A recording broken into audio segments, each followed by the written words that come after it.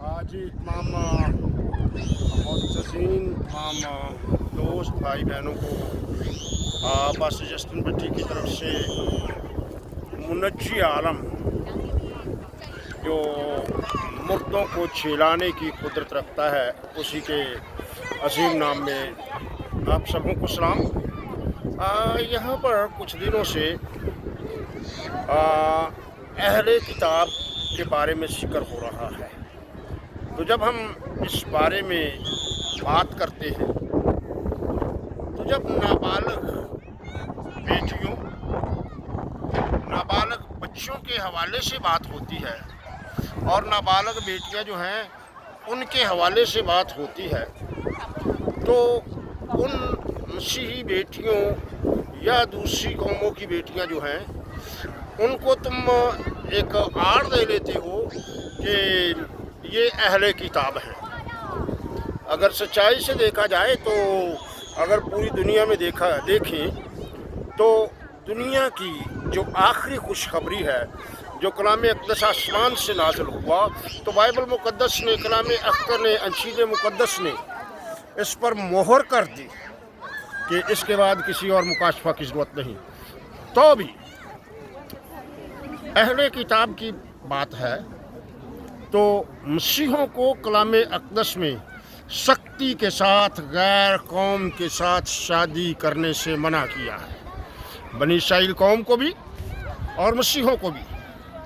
लेकिन जब हम ख़ास तौर से पाकिस्तान के मुसलमानों की बात करें तो जब उनको अंडर एज बच्चियों के साथ शादी करने की बात आती है, अपनी जिनसी दरिंदगी की और जिनसी हवस को पूरा करने की बात आती है, तो उस वक़्त उनको मसीही वो बेटियां जो हैं वो अहले किताब नज़र आती हैं। लेकिन क्या उनको मसीही बेटे जो हैं वो नहीं नज़र आते कि वो भी अहले किताब हैं? और अपनी बेटियां अहले किताब को भी देनी चाहिए। आप अपनी बेटियों की शादियां जो हैं वो अहले किताब के साथ क्यों नहीं करती? बहुत सारे हमारे लोग जो हैं मसीही लीडर्स जो हैं वो भी ये कहते हैं कि पाकिस्तान में अक़लियतें महफूज हैं।